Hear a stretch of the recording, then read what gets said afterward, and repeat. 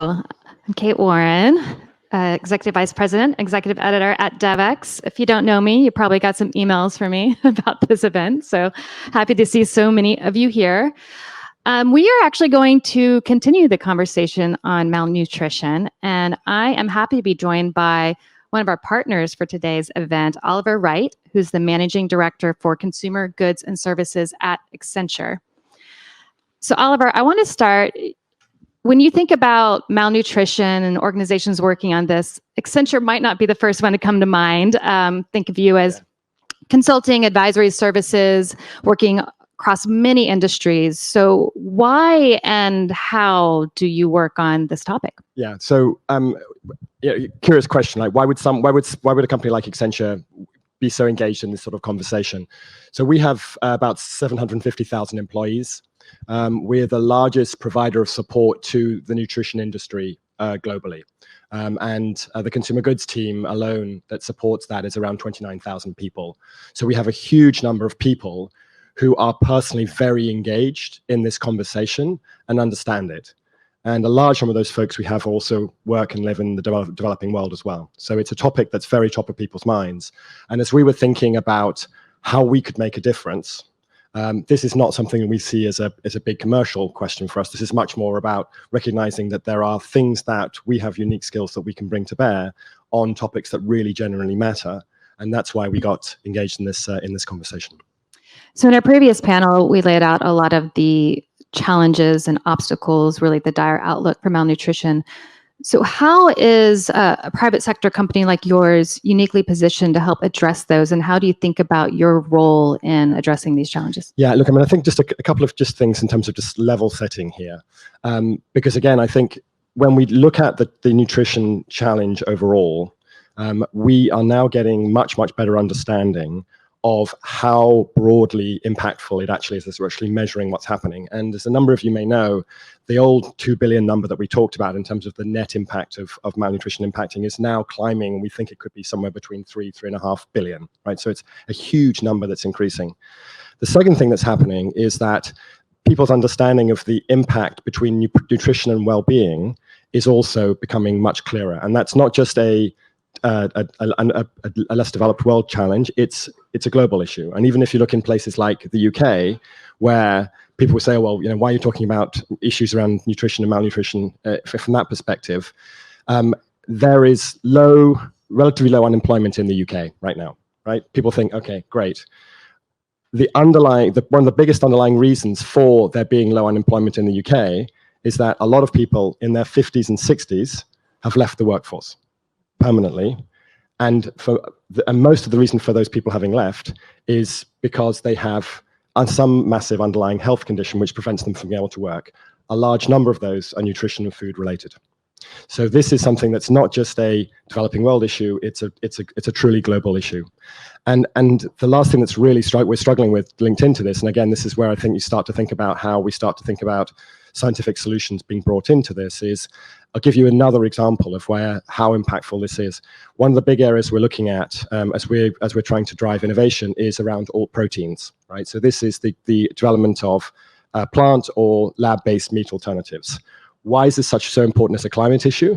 Because as we project forward, without any substantial changes in the pathway for meat consumption in the world, our entire greenhouse envelope, so all the greenhouse gases that we can emit, will be completely absorbed just by meat consumption by 2050, right? So if we don't create some pathway to get people to move towards other protein alternatives, we'll literally exhaust the planet.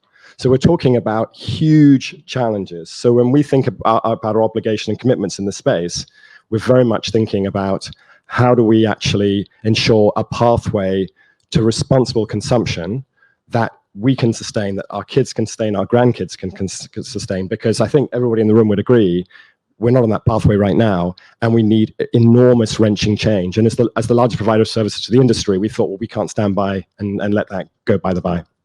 Yeah, so I'd like to maybe dig into an example of how you're doing this. So can you talk a bit about your Sustainability Improving Global Nutrition or SIGN program and how it works on these? Yeah, sure. So as we started to look at these areas, what we did is we started to look at what relationships we could form with different players in the industry. So we've been working with the World Economic Forum team for a number of years now, looking at this. They've got a big program going on with nutrition.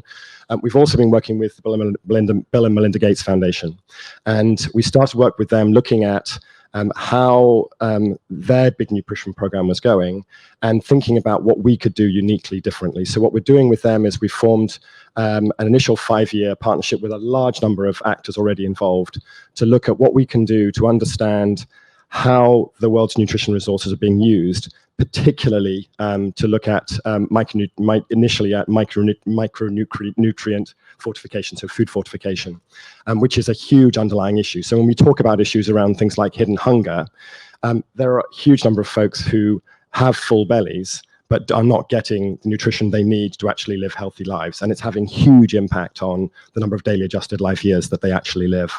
So what we've agreed is to work with them to integrate, and what we're primarily doing is looking at integrating all the different sources of data to understand how at a very practical level we can get the insights to the folks that need them so that they can make much more informed decisions around how do they optimize the overall nutrition system globally. And so, we have a lot of people in the room or leaders from NGO, public sector, civil society. How do you see working with them, or what advice might you have to them on trying to engage and work with a private sector company like Accenture on these issues? Well, I think there's a few things here. First of all, if I think about the commitments that the consumer goods industry as a whole are making to understand these challenges and so on, we have seen a marked change in the level of commitment and interest over the last 18 months. And a lot of that is linked, obviously, to commitments also to questions around climate and people seeing the linkage in these areas. If we go back, so one of the things that we were asked to do was to work with the Consumer Goods Forum in the United Nations on the commitment across all the retailers and consumer goods companies globally on decarbonization.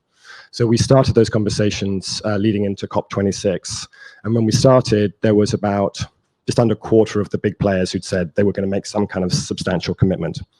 By the time we got to Glasgow, we'd gotten about half the players there, and that number's now continuing to climb. And I think as that's happening, the debate typically moves from focusing on questions around and making commitments on sustainability to then recognizing there's the broader commitments around moving towards nutrition as well. So the first thing I would say is there is this emerging, people are becoming much more informed about it. They recognize that this is something that needs to happen, partly because investors are asking for it, partly because their employees are asking for it, but partly because also they see the fact that right now we're not on a pathway, and ultimately that will mean that they will struggle. So the first thing I'd say is, actually get involved, right? The second thing I'd say is, please don't do it on your own, because there are, in every single topic area that we see, there is somebody trying to tackle some part of it. But there's very little, unfortunately, there's not as much holistic integration of what's happening. And one of the things that we've been working now through with the World Economic Forum team is how do we understand, to create a much clearer integrated system to understand all these different pieces and to understand who's working on what questions, and to make that actually visible to people as well. So don't do it alone, and please do get stuck in. And is that part of what you're doing here this week at UNGA? Obviously, we have a lot of people across these sectors, organizations, and all the many events happening around town.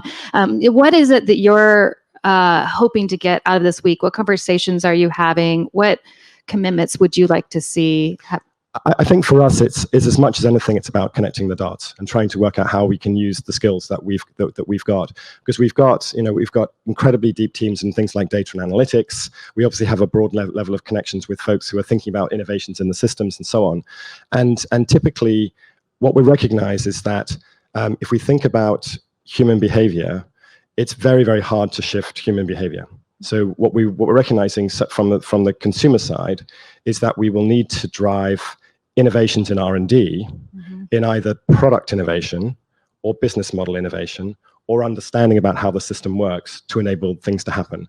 Because fundamentally, it's going to be very hard to get people to change what historically we've actually got to enrich the products in which they eat, so that they feel like it's a natural process. So if I use the meat example, right? I don't believe that if we create a big education campaign, that we're going to be able to get people to stop eating as much meat, right? The highest level of meat consumption in the world is this year. The next highest will be next year, and so on. So what we've got to do is we've got to work out ways where we can, what we describe as moving towards meat equivalency. And the same thing is true in other food products as well, is creating two products where you can't tell which one was actually created in a lab and which one wasn't, and in fact the one that is created in a lab is better than the alternative. So huge levels of change in actual product R&D.